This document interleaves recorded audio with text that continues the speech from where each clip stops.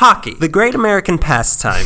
But the question remains, who's on first? Callback. LA has a surprisingly long hockey history that goes back much further than... Oh, surprise. That's good acting. Thank you. It goes back much further than the Kings winning the Stanley Cup in 2014, even more further than when they won it in 2012, if you can believe it. No, this is ancient history. To give meaning to what it meant to have ice hockey in LA, we've got to start at the beginning. Oh, sleepy Pueblo town. The exact origins of hockey in North America are not easy to place, but in the late 1870s, there were known to be organizations in Quebec City, Kingston, Montreal, and Halifax. Okay. So various amateur teams popped up all around Canada, but then in 1893, Canada's Governor General, Lord Stanley of Preston, offered a silver cup that he bought for about $50 in today's money. American money, mind you, not the Canadian loonie or whatever. Oh, no, yeah. Looney. It's 3 acorns. It's solidified maple syrup. Yeah. Here's a stick of honey. A stick of honey, tasting much sweeter than baseball. So he got this this cheap cup to be presented to the best team in Canada. So this led to a mess of these various amateur teams playing for this cup. Meanwhile, down south in the United States, a dentist from Michigan named Jack Gibson got the idea that people would like to see people that were actually being motivated by money to play hockey. Motivated by money? Where are we even living? Canada? Canadian cutthroat capitalists. It's not Canada. It's Michigan. Michigan might as well be Canada. Except for 8 Mile, all of Michigan should be in Canada. This guy, Jack Gibson, in 1904, he formed the International Hockey League. This was North America's first pro league for hockey. Unfortunately, it didn't last very long because it was just in weird small towns along the U.S.-Canada border. Isn't it still? That's funny.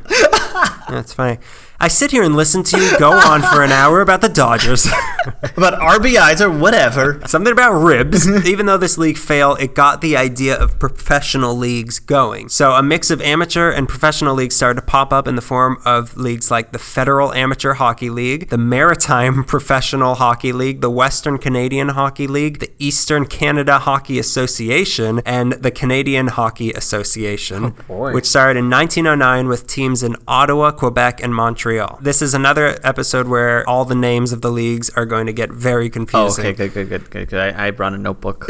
That same year, your Mike Piazza notebook. Oh, that's good. Signed by Mike Piazza, and all the font comes out as Mike Piazza. His handwriting, yeah. So that same year, the most important of the pro leagues started, the National Hockey Association, or the NHA, with teams in Montreal, Renfrew, Cobalt, and Haileybury. I know, Canadian towns. We know they're stupid, but we got to tolerate them for the sake of getting to Los Angeles. So the next year, the Canadian Hockey League folded, and 2 of their teams joined up with the NHA, and the NHA began to assume a position as being the preeminent league in Eastern Canada. Okay. They were even the league responsible for establishing a lot of the now standard rules and customs of hockey. In 1910, they changed the game from having 2 30-minute halves into 3 20-minute periods, so that now, instead of people only having 1 chance during a game to go to concession stands, they now had 2. And there were no water fountains because they needed to get the ice. Yeah, exactly. No, there were water fountains, but only icicles shot out. What's a hockey concession snack? Like a waffle, or like what are we talking about? You get a whole head of a moose filled with maple syrup. And a tiny spoon to consume it. Some other changes they made, there were the standard 6 positions on the ice, which, if you don't know hockey, there's the goalie, 2 defensemen, a center, a left wing, and a right wing. But in 1911, in an attempt to speed up the game, they eliminated what used to be a 7th skater on the ice called the rover, which would just do whatever he wanted, apparently. You'd have to catch the Quidditch thing? Yeah. What is it? The Seeker? It can't be the Seeker. You read the books, I just know the movies. The Voldemort. Yeah. That's what it is. Yeah, The position that should not be named. Meanwhile, out on the western frontier of Canada, 2 brothers named Frank and Lester Patrick started up a pro league called the Pacific Coast Hockey Association in 1911 with teams in New Westminster, Vancouver, and Victoria. This league, it soon unified the sprawl of teams that were playing in Western Canada and started to grow new teams as well. Then in 1913, an agreement was made between the Pacific Coast Hockey Association and the NHA on the east that the top team from these 2 leagues would play each other for the Stanley Cup. Okay. This agreement worked for a while, and in 1917, the Seattle Metropolitans of the Pacific Coast Hockey Association became the first American team to win the Stanley Cup. That same year, however, the NHA was on hard times, as one of the team owners by the name of Livingstone. He was causing more trouble than the other owners were willing to deal with, so they had a secret meeting of the owners without this Livingstone, and on November 26, 1917, these rogue owners branched off from the National Hockey Association and formed the National Hockey League. Okay. NHL. Challenge everything. So the NHL consisted of 5 teams: the Montreal Canadiens, the Montreal Wanderers, Okay, that's a cool name. the Ottawa Senators, Nope. the Toronto Arenas, later to be the St. Patrick's, and then in 1926 finally became the Maple Leafs, and the Quebec Bulldogs. Oh, yeah, they're going to bark. Their bark is worse than their puck. So the NHL, it didn't get off to a very promising start. The Quebec Bulldogs sat out the first season because they were afraid they didn't have enough money to make it through the entire season. They were wrong. They didn't have enough money to make it through the first 2 seasons. They ended up sitting out the first 2 NHL seasons. Then in 1918, the arena of the Montreal Wanderers burned down, so they just quit. So now the NHL only had 3 teams in it. Oh, my God. Fire purifies all. Even in Canada, eh? So things got even more confusing when in 1921, the Western Canada Hockey League formed, creating a 3rd league that was now playing for the Stanley Cup. Then in 1924, the Vancouver Maroons of the Pacific Coast Hockey Association folded, so the remaining 2 teams in that league joined into the Western Canada Hockey League, which now got renamed the Western Hockey League. Then in 1926, that league failed. And 2 years later, the not confusingly named at all Pacific Coast Hockey League formed. The problem was Western Canada was not as populated as the East at the time, so the NHL was a vastly more popular league, and the little leagues in the West just kind of faded away for the most part. The last non-NHL team to win the Stanley Cup was the Victoria Cougars in 1925. But the NHL kept growing and also shrinking throughout the 20s. A now forgotten team in Hamilton was added. In 1924, the Montreal Maroons were added, and the first American NHL team, the Boston Bruins. So this led to the first NHL game in America, December 1st, 1924, Boston versus the Maroons. Boston won 2-1. Go America. Down with Canada. War of 1812. All over. In 1925, a team called the Pittsburgh Pirates were formed. But they quickly converted to baseball because it was a much cooler sport. So then in 1926, the New York Rangers were created along with the Detroit Cougars, who later became the Falcons, and finally the Red Wings in 1932. Oh, fun. And now they're called the Detroit M&Ms.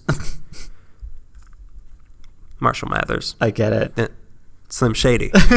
Now, I have a question. No. Is it the real Slim Shady? But he's standing up, isn't he? He's on 2 legs, isn't he? So then also that year, the Chicago Blackhawks formed, and now the NHL had 10 teams. So things finally looked like they were stabilizing. The first NHL final between 2 American teams took place in 1929 between Boston and New York. A second team even opened up in New York called the Americans. That's how well the sport was doing. Then the Depression hit. Oh, no, and the Americans took a hit. Teams had to scramble to survive. The Pirates moved to Philadelphia and became the Quakers, then folded. No, Ottawa just like Quakers. Ottawa moved to St. Louis, then folded. Oh, great. The Montreal Maroons stayed where they were, then folded. The New York Americans, they folded. Once the Depression was done wreaking its havoc, all that was left were 6 teams: Montreal Canadiens, Toronto Maple Leafs, Boston Bruins, Chicago Blackhawks, Detroit Red Wings, the Red Wings, and the New York Rangers.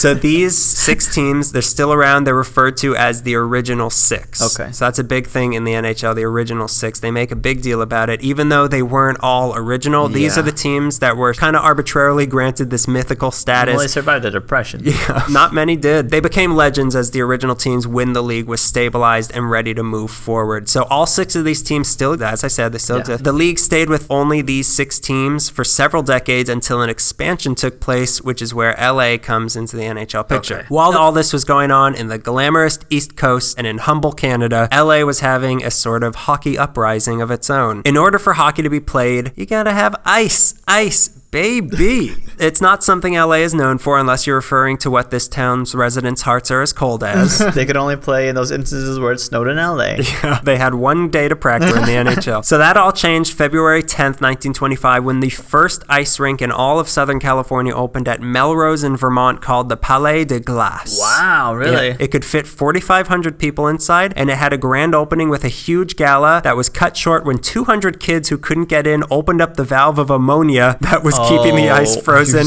and everyone had to evacuate. Well, if we can't have it. Mount Rose in Vermont, that's by LACC, right? Yeah. Yeah, okay. Yeah, that's why it still smells like ammonia. Is that what it is? Yeah. Okay. There were actually several grand opening parties for this place, and the guests at one of these parties were the soon-to-be doomed Doheny family. It was here that the city's first hockey game was played, February 23rd, 1925, between the Los Angeles Athletic Club and the LA Monarchs. The Athletic Club won 3-1. These two teams were part of an organization called the California Amateur Hockey Association, which had formed in January of 1925. Consisted of 3 teams, who I just mentioned, and a third called the Los Angeles Athletics. So there's 2 teams called the Athletics. You mean the A's? Just a year later, it turned into the California Hockey League, and then eventually the Commercial Hockey League. Oh, right. I love that name. Until the Palais de Glace burned down in September 1934. Fire purifies all. Even ice. Gotta boil it. So I hear rumors of an even earlier, more recreational hockey game being played on February 1st, 1917 at a place called the Ice Palace. Okay. Which was at 1041 North Broadway, just down the hill from Dodger Stadium. Oh, really? Okay. Between a team also called the Los Angeles Athletic Club and the University Club. I've heard a few sources talking about this, but then others don't even recognize it, so I'm not really sure, but the information's yours. Do what you will with it. Go tell your friends and look like a fool. Anyway, in 1928, a place called the Glacier Palace opened at 613 North Van Ness, right at Raleigh Studios. Oh, okay. And with it, the California Professional Hockey League came to town with 6 teams in LA. The Hollywood Millionaires, the Los Angeles Millionaires, the Hollywood Stars, not to be confused with those Hollywood Stars, the Los Hollywood Angeles Stars? Angels, not to be confused with those Los Angeles Angels, the Los Angeles Maroons, and the Los Angeles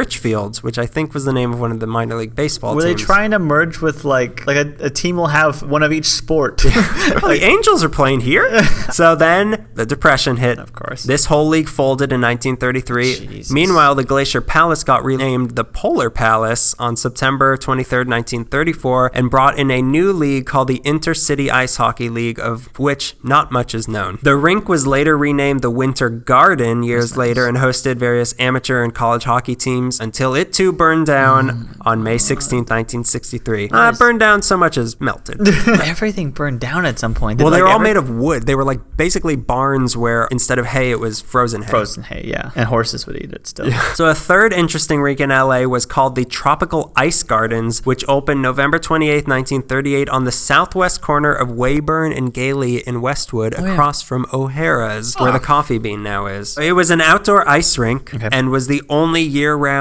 outdoor ice rink in the world. What? Really? Yeah, year-round. I mean, there was... But I know what you mean, yeah. That's like all year, around the whole year. In Westwood. Like one revolution around the sun.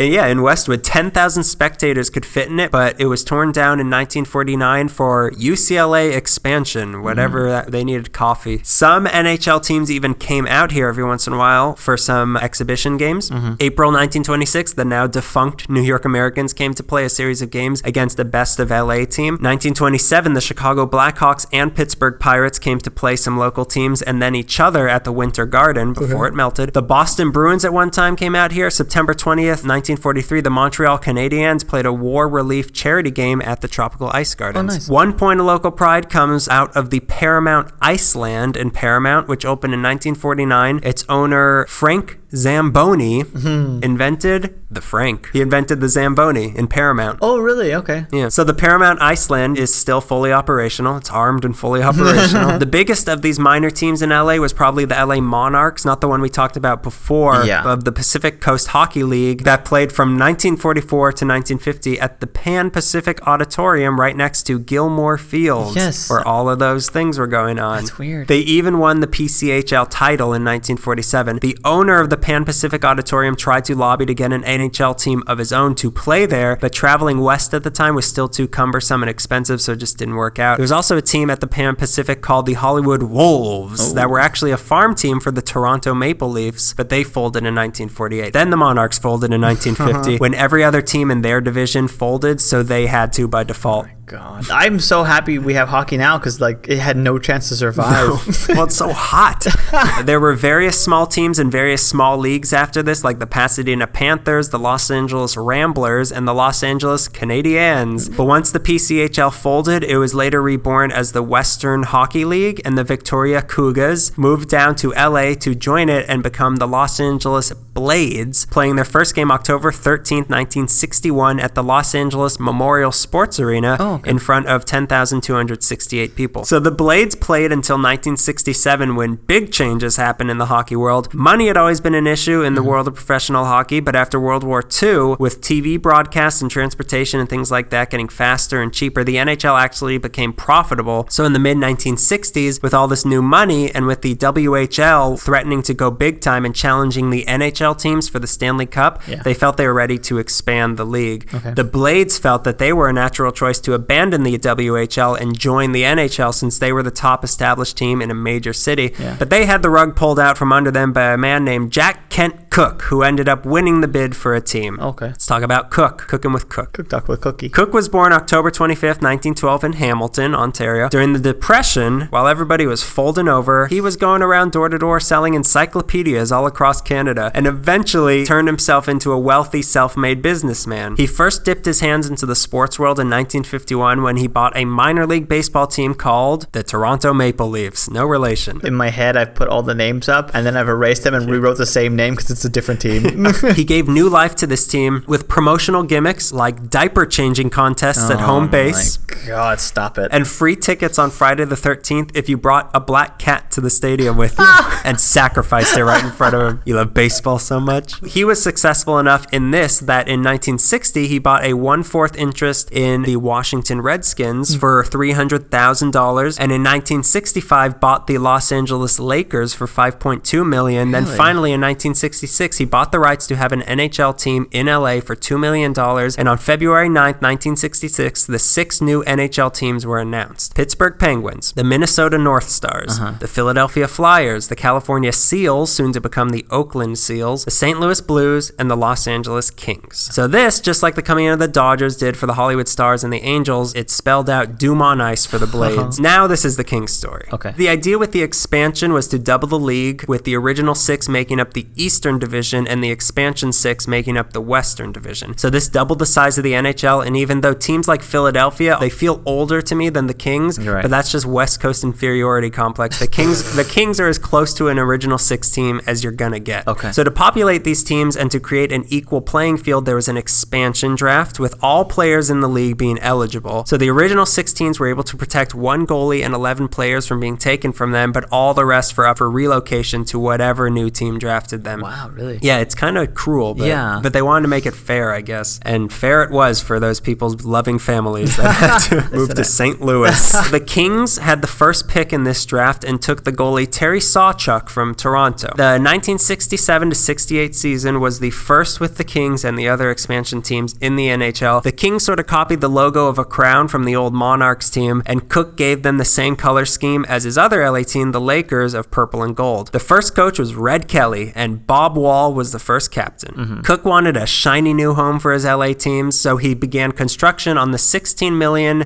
Fabulous Forum. Unfortunately, when the Kings season started, it wasn't ready, so the Kings had their first ever game on October 14th, 1967 at the not-so-fabulous Long Beach Arena in front of 7,023 people. The arena could hold 11,200 people. I just got a gut feeling that it was too many people. They passed the halfway mark. They won 4-2 against Philadelphia. They played a second game the next night there with only 4,289 people. Reasonable. A lot less reasonable, but reasonable nonetheless. Before going on a road trip and never coming back to Long Beach. When they did come back on October 31st, they played at their new temporary home of the Los Angeles Memorial Sports Arena.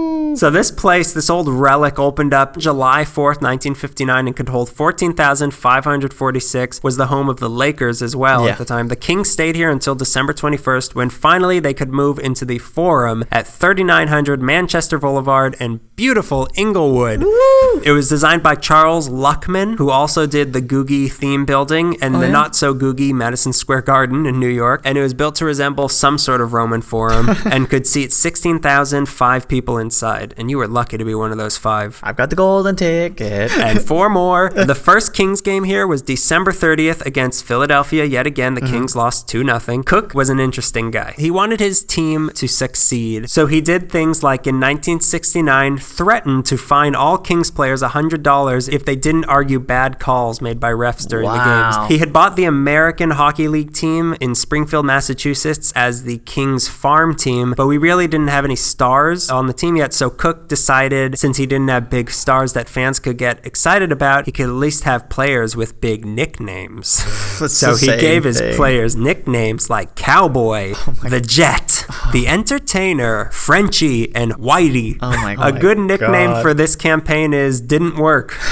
Nobody cared. The Kings weren't very good. Nobody liked Cowboy? Everyone loved Whitey at that time, didn't they? So the Kings weren't very good, which will be a theme for most of their history. And all they had going for them was a very good goalie named Rogie Vachon. But that changed in 1975 when the Kings brought in a center from the Red Wings named Marcel Dion. So then the Kings in 1977 started playing a 210th overall draft pick that they had taken named Dave Taylor. Then, 1978, Dion and Taylor got paired on a line with a man named Charlie Simmer, and what was born was called the Triple Crown line. So this line lasted for 6 seasons. It would average between the 3 players 280 points per season. So in the 80-81 season, this line became the first line in history where each player got over 100 points. Bear in mind, there's 82 games in a hockey season. I didn't know that. You thought there were 150, didn't you? Yeah. So that's over a point a game for these people. A point is a goal or an assist. I feel like I knew that. Yeah. I felt you needed a little bit of a spanking to understand. Is it the fact that I was shaking when I asked?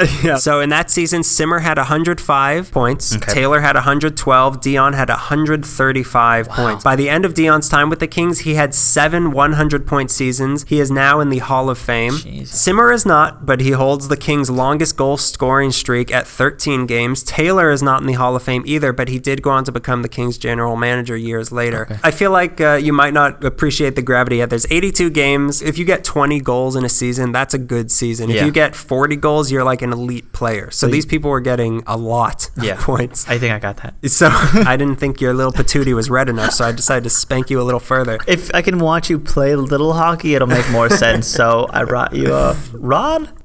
Grab your hockey rod, boys. So the 70s were really held up by these Vachon, Dion, Taylor, and Simmer. But no championship to show for it, not even making it to the finals. Then Cook decided he wanted to get out of the good old hockey game in 1979. That same year, he got divorced from his wife, Jeannie Carnegie, and had to pay $49 million in a settlement, making it the biggest divorce settlement at the time, a record LA also once held from Henry Huntington's divorce. Also, the judge was Joseph Wapner, who went on to be the judge of the People's Court. Los Angeles. Only in LA, where everybody's on a TV show. Even the man sentencing you to death. So all in all, Cook ended up getting married 5 separate times to 4 separate women. In addition to the Kings, he remarried one of them. I figured, but it was weird. Numbers are weird to me. In addition to the Kings, Lakers, and Redskins, Cook also owned the Los Angeles Wolves of the United Soccer Association for a little bit, owned a farm in Kentucky that bred racehorses, and was also the promoter of the Ali Frazier Fight of the Century.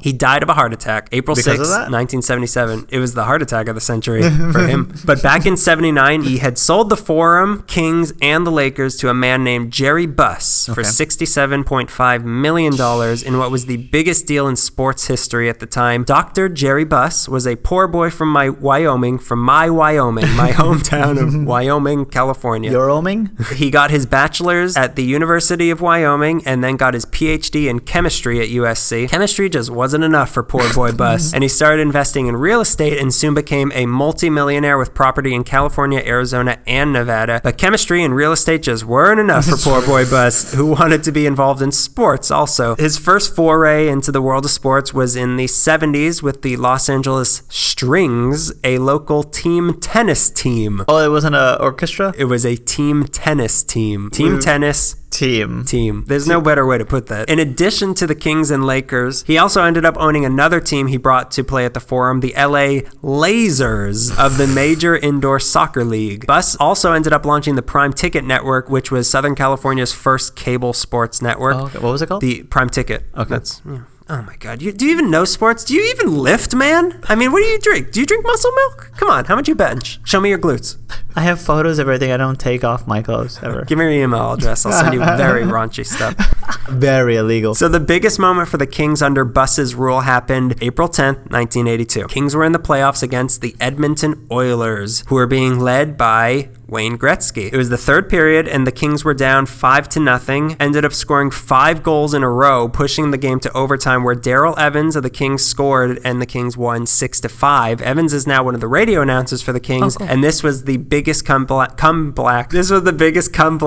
playoff history. This win, it's known as the Miracle on Manchester among older Kings fans. I was never impressed by it. I never understood why people were so obsessed by it, because they won the game and then won that playoff series, but then they lost in the next round and still never won a Stanley Cup. So it was basically like the biggest victory, but it was still like a loss in anyone else's book. Yeah. But before the Kings actually won the cup, this was the proudest moment in Kings history. So sad. And it was very sad. Yeah. The real miracle on Manchester is that people didn't kill themselves after worshiping this. So during the Buss years, the Kings got a few now legendary players that were drafted by and grown in the Kings organization, like Bernie Nichols, who was drafted 73rd overall, and now has the team record of 70 goals in one season, which again, 50 goals, you're spectacular. 70 goals is ridiculous. And also Luc Robitaille, who was drafted 171st overall. Robitaille was not a very good skater, but the Kings for some reason took a chance on him. He retired with more points than any left winger ever to play the game, with 668 goals and 1,394 assists. He's also the Kings' all-time leading scorer with 577. He has a statue in front of him at Staples Center. He's in the Hall of Fame, and he's now the Kings president of business operations. If you go to Kings games and you walk around, you'll probably see him, and he's very nice. He'll shake your hand. He's shaking my hand many a time, and I said, why aren't you still playing, and how come you're not giving me money? You're not a very good skater. You don't walk very well either. Yeah, you'll hear him, people call out his name, Luke. They're not saying boo, they're saying Luke. Okay, I'll remember that next time. When you're booing, I'm saying boo. Okay. Book. Read a book. However, even with all these homegrown players, the Kings still never won a Stanley Cup. Oh my God. And they still weren't very good. So I don't know why I'm talking about that. Frankly, I think this episode should have ended an hour ago when the Dodgers left Brooklyn. So under Cook, they had gotten into the habit of trading away draft picks to get aging veterans, and that rich and beautiful tradition of bad trades continued during the Buss years. Marcel Dion was even traded to the Rangers in 1987. Great. And then it was time for the Kings to make big changes. They joined the MLB. They joined with Burger King to become the Burger Kings. They actually had a jersey in like the 90s called the Burger King jersey, because it looked like they had a face on it that looked like the Burger King King, and it's like recognized by everybody as the ugliest jersey ever to be. Well, I simply need one. I got one for every listener, which is 2. One for you, one for me. Yeah, only people listening. I listen to you, you listen to me.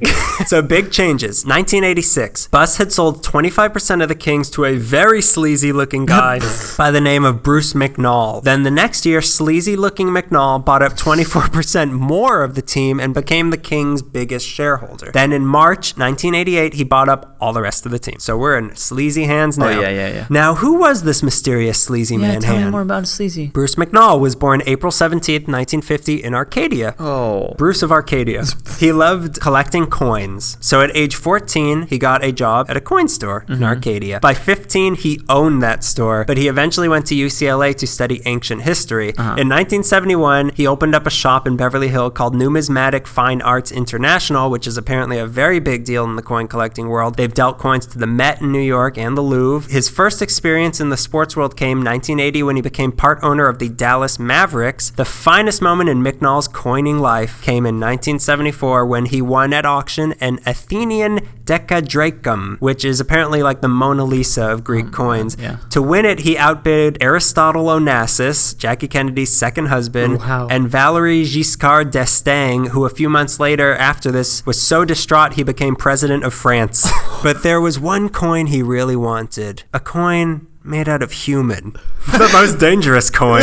And on August 9th, 1988, he finally got that coin. That coin's name Wayne the Coin Gretzky. This was one of the biggest moments in NHL history and maybe in all of sports history, and it was certainly the biggest in Kings history up to that point. To understand why this was such a big deal, because not everybody gets it. I don't get it. Let's figure out who this Wayne Gretzky was. It's Wayne Gretzky. What more do you need to know? I think Drop the microphone. No. Please don't. It took a long time to set us up. So he was born January 26, 1961 in Brantford, Ontario. Shortly after, he scored his first goal.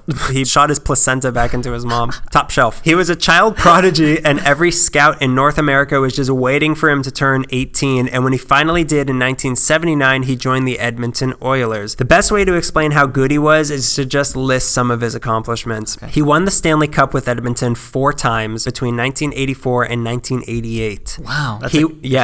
That's like one a year. Yeah. He won the Art Ross Trophy for the player with the most points, which is goals and assists, like I said, in the league 10 times, including every year between 81 and 87. He holds the all-time NHL records for most career points with 2,857, goals with 894, assists 1,964, goals in one season 92. Again, there's 82 games in a season. He scored 92 goals. Longest point streak, 51 games. Points in a season, 215. Assists in a season, 163. He holds a total of 61 NHL records, and most of them, I cannot see how they could ever be broken. It's just not possible. In his first season in LA, he had 54 goals and 114 assists for a total of 168 points, which is a team record. The trade, as it's called, involved Edmonton giving us Gretzky, Mike Krushelninski, and Marty McSorley, sorry, but he was very surly, in return for Jimmy Carson, Martin Galinas, and first-round draft picks for the next 3 years and $15 million. Oh my God, for those 3 players? One of which was the coin. It was for this guy. McNaughton later said, like, basically, I bought Wayne Gretzky, but disguised it as a trade because you can't just buy a player. Yeah. So the rest was just like the cut up pieces of paper in the package that Wayne Gretzky came in. So he doesn't get hurt on the way over here. Yeah. Marty McSorley was packaged around him the whole time. You safe? I can't breathe. So it was the biggest sports trade since Babe Ruth went to the Yankees 68 years earlier. Edmonton and Canada in general was not happy about this trade because he was theirs. He was their icon. Many blamed him leaving on his wife, Janet Jones, who was an aspiring actress in LA. She was in Beastmaster, A Chorus Line, and A League of Their Own. Really? Yeah. She might have cried. Who was she in Beastmaster? Who was she in League of Their Own? I remember her from Chorus Line. Gretzky took the Kings to the playoff that year, his first year, and they were matched up against Edmonton. Yeah, not just like a League of Their Own. Not a very welcoming. Sorry, but I gotta beat you. It's just what I do. Wayne Gretzky out. Sorry, you've been Gretzky. Trademark. He put sunglasses on his ice skates, which were shaped like surfboards. So the Kings won that series, but Gretzky was booed the whole way through. No. He became team captain a year later, 1989, and in the 1990-91 season, he helped the Kings finish the season first in the league for the first and only time that has ever happened. But more than just being good for the team, Gretzky was good for hockey in California. The Oakland team had moved to Cleveland in 1976, and the Disney-owned Mighty Ducks didn't quack their way out of hell and into double hell, Anaheim, until 1993. So at this time, LA was the only professional hockey team on the West Coast. Yeah. And having a crossover sports megastar like Wayne Gretzky coming to town, it got a lot of people interested. In the 91-92 season, they sold out every single game for the first time in Kings history. And being LA, celebrities started showing up at games, which some of the players said gave a slight advantage because if a player from another team looks over and sees Richard Gere sitting against the glass, it distracted for just a split second and give the Kings an advantage. The Kings had always been a second-rate team to the Lakers and your precious Dodgers that you won't shut up about. But with Gretzky in town, they were finally starting to getting some respect. And all of a sudden, LA was one of the country's biggest hockey cities. Even more than that, Gretzky was a good role model. He was a nice Canadian guy. He lived in Tarzana. Those are the 2 qualifications. So he and the rest of the Kings started to actively get involved in the local community to get more people, especially kids, interested in hockey. So that meant new generations of fans would grow up liking hockey in LA and passing that on to their kids. A lot of kids, like Greg, started playing roller hockey. And then more ice rinks started being built, and eventually players from LA and Southern California started showing up in the NHL years later, like nowadays. This interest that Gretzky created in LA is what even led to the possibility that there could be teams in Anaheim and San Jose like there are now. Yeah. But along with a rebirth of hockey in LA, Gretzky coming to the Kings ushered in a new era for the NHL. The contract Gretzky signed with the Kings was for 8 years at $20 million.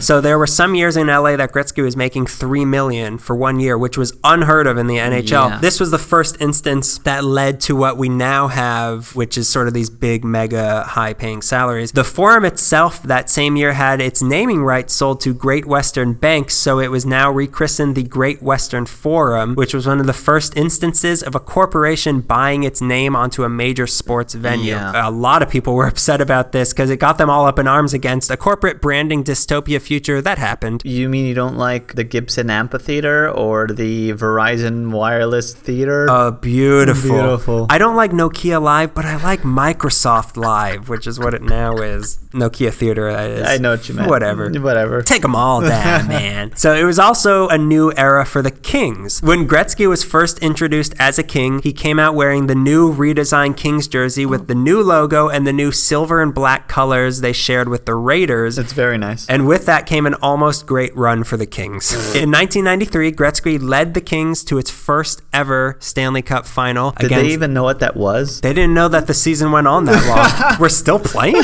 I'm tired. I just do this for the mega salary. So this series, the first finals ever for the Kings, was against Montreal. The Kings won game 1, looking good. Yeah. Then came game 2. Kings are winning. All of a sudden, Marty McSorley's stick caught the eye of one of the officials. They examined it. Turns out, had an illegal curve on it. Oh, you surly bastard. He got a major penalty, and Montreal fought back, ended up winning the game, then winning the next 3 games and winning the Stanley Cup. Thus started the true loser years of the Los Angeles Kings. The next season, there was a lot of internal strife on what direction the team should take. Yeah. The organization wanted youth. Gretzky wanted established players that could keep up with him. But constructive problems like these were the least of the Kings' problems. Sleazy McNall had been very busy financially and had his grubby little fingers in a lot of different pies. In 1990, he bought controlling interest in Superior Stamp and Coin, now known as Superior Galleries, which is the largest U.S. coin dealer in the world. March 22nd, 1991, he and Gretzky won at auction the 1910 T206 Honus Wagner baseball card, that like old Pittsburgh Pirate thing. Yeah. They bought it for $451,000, which is the most valuable piece of sports memorabilia in the world. Also in 1991, he and Gretzky were at it again, this time with John Candy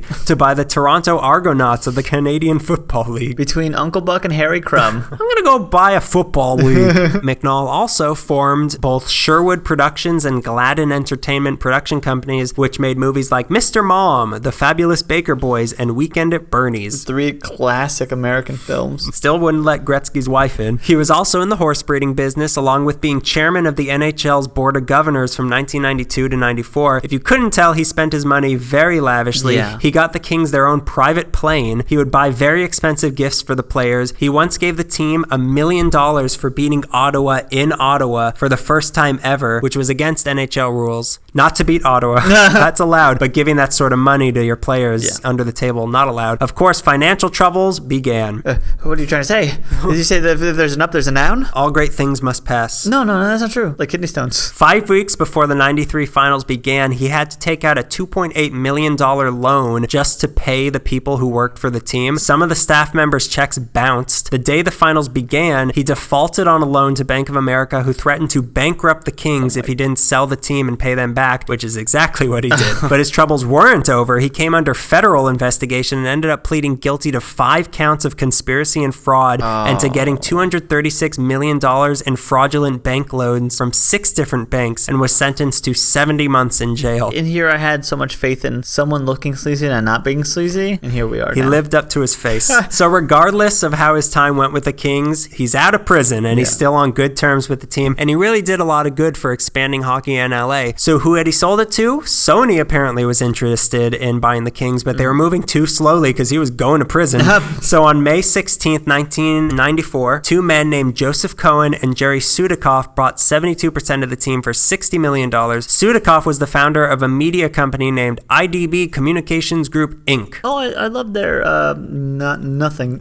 I love their nebulous work. They did technical consulting for stations like NBC, ABC, RKO, our logo. Cohen had founded the MSG network in New York and was also a co-founder, not the stuff that you put in Chinese food. I had to think about it, but thanks for telling me. The MSG syndicate that's making us hungry in 20 minutes. He was also co-founder of the USA Network. He negotiated the first cable contracts for the NBA, NHL, and the MLB with USA Network. However, these men were not as rich as McNall, so the team had to get downsized. Players like McSorley left. Then the 94-95 season got shortened by a lockout, and the lack of revenue drove the Kings to bankruptcy on September 20th, 1995. Cohen and Sudikoff were just temporary stewards as they quickly sold the Kings in October 1995 to their current owners, Philip Anschutz and Edward Roski, for $113.25 million. Roski is a local boy who went to Loyola High School in USC. Anschutz is a titan, a mythical titan who owns the Anschutz Corporation. He puts the A in AEG. Oh, Anschutz, really? Anschutz Entertainment Group. Wow. This was the start of yet another era for the Kings, an era that unfortunately had no room for Wayne Gretzky.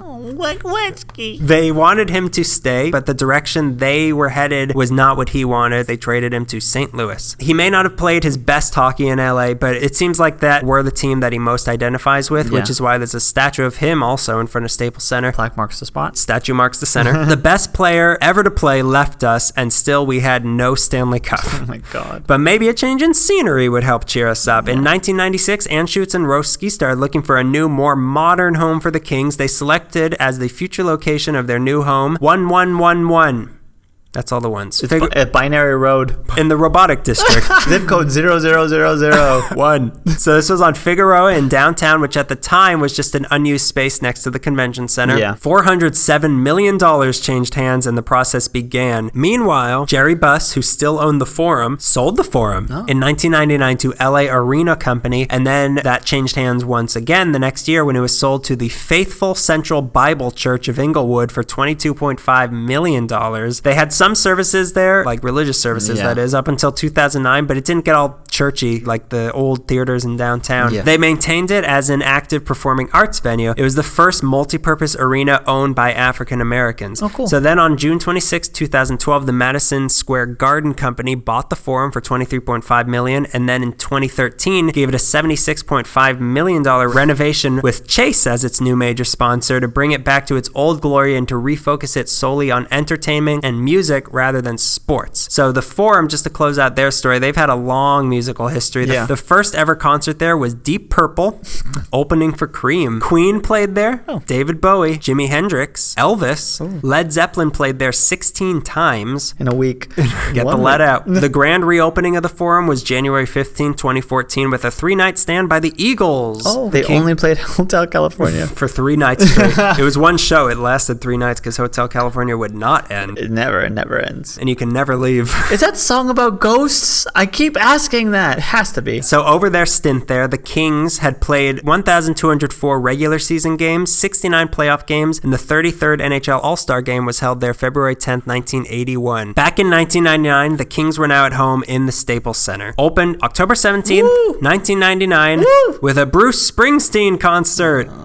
You're making me born to run. The first Kings game there was 3 days later, a 2-2 tie against Boston. It can seat 18,118. You mentioned the slope at which the seats are built because it feels it's very frightening. It's man was not meant to stand up and go to concessions there. You're not supposed to jump down to get back into the aisle. For hockey games, it could fit that much. It has 3 levels of executive suites that have been perpetually leased out since 2010, so you cannot get those. It has 1,200 monitors, an 8-sided mega board complete with a $1.5 million Bose sound system, 23 places to eat, including a 300-seat restaurant. They were named by PETA as the most vegetarian-friendly venue. Oh, cool. I didn't know that. And also by Guy Fieri as the meatiest place on Meat Man. Oh, devil horn. Devil corn covered in ranch sauce. In 2008, they installed 1,727 solar panels on the roof, and in 2014, they became the first American hockey arena to have an energy-efficient LED light system. We care here. Welcome to Staples Center. We care. $40, please. They originally intended to have a service where someone could call Staples Center, give them your seat number, and then someone would bring you at your seat a Pacific Bell telephone to take the call. Wow. Yeah. And if you needed a stapler, they got it. You came to the right place, buddy. It's the center for that. They get over 4 million visitors a year for over 250 events, including things in the past like the Democratic National Convention, American Idol, the second Democratic National Convention, the Grammys, the MTV Video Music Awards, Michael Jackson's funeral, which actually he was using the Forum to rehearse for his new tour at the time that he died. Big hockey fan. He loves it. The 52nd NHL All-Star Game was there in 2002. And WrestleMania 21 in 2005 set a Staples Center attendance record of 20,193 people. There's that many wrestling fans in the world? They were all there. They came from all over. Norway, Austria, one of you. Botswana. Staples paid $116 million for the naming rights for 20 years, but in 2009 they converted that into the first ever lifetime naming deal of a major arena. So it's always going to be called Staples Center. How do you feel about it being called Staples Center? Hey, as long as there's Staples. Someone in like high school or something thought it was called Staples Center because it looks like there's a stapler on the roof.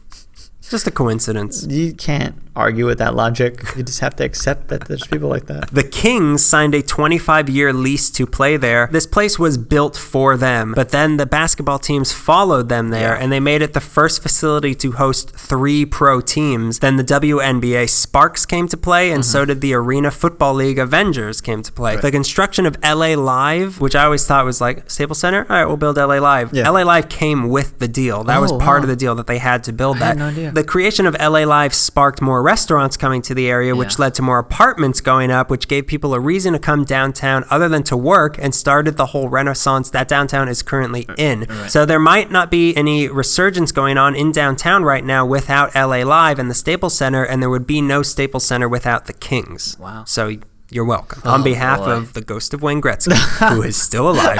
The part of him that died still haunts the Staples Center. The early days in the Staples Center were reliably lackluster. Just before the move to Staples, they had brought back the purple in their uniforms, so that was something, but the team was just not good. And this was the time that little Daniel decided to become a Kings fan. They were not easy times. Frustration is the best way to describe it. The stars of this era were guys like Ziggy Palffy, Jason Allison, Adam Deadmarsh, Matthias Nordstrom. The entire 2004-2005 season was canceled because of a lockout. Worst thing to happen to the organization was in 2001 when Garnet Ace Bailey, the Kings director of pro scouting, and one of his scouts, Mark Bavis, died on flight 175 coming out of Boston that hit Tower 2 on September 11th. Wow, really? Yeah, in honor of them, on September 21st, 2007, Bailey, the new Kings mascot, was unveiled. He's a 6-foot-tall lion that wears number 72 because it's always 72 degrees in Los Angeles, except for now when global warming exists. Add a 0 at the end.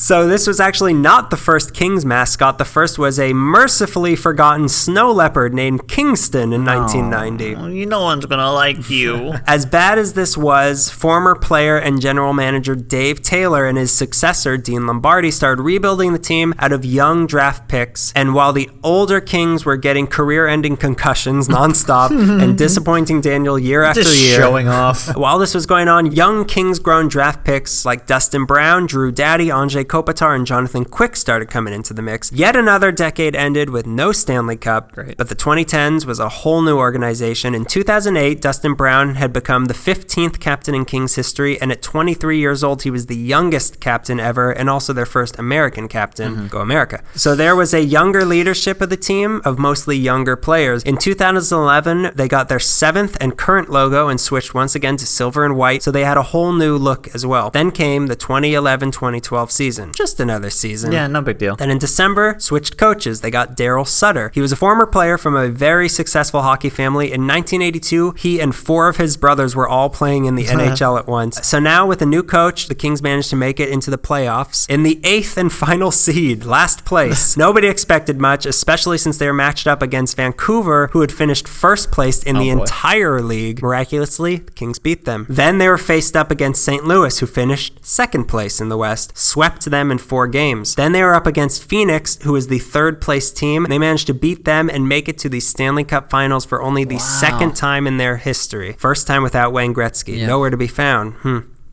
Ghost. They played the New Jersey Devils in the finals, and in Game 6, after 45 years of existing, they won their first Stanley Cup, beating New Jersey 6-1. This made them not just the first 8th-seeded hockey team to ever win the Stanley Cup, but also the first North American team in any pro sport to have done that. Jonathan Quick was MVP, Drew Doughty was a hero, Andrzej Kopitar became the first Slovenian to ever win the Cup, and Dustin Brown became the second American captain to win the Cup and the first King to ever touch it.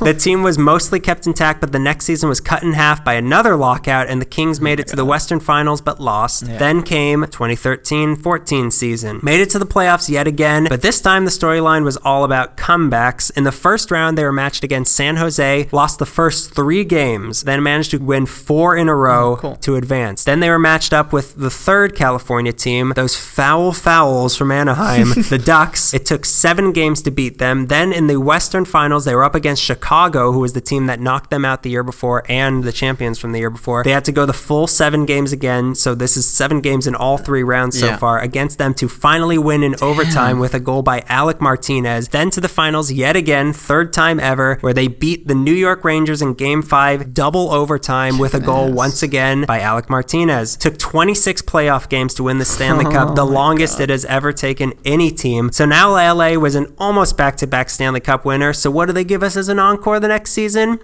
Don't even make it to the playoffs. Back to their old tricks. Last season's most significant moment was on January 25th, 2014, when the Kings played the Ducks in Dodger Stadium for the first outdoor regular season NHL game west of the Mississippi. Other than that, terrible, disappointing season. The team even went into, they're in the middle of a sort of identity crisis when one of the star players, Slava Voinov, got 90 days in jail for beating his wife on Halloween, was suspended for most of the season. He just announced a few days ago that he will be returning to Russia and leaving the Kings permanently. Good riddance.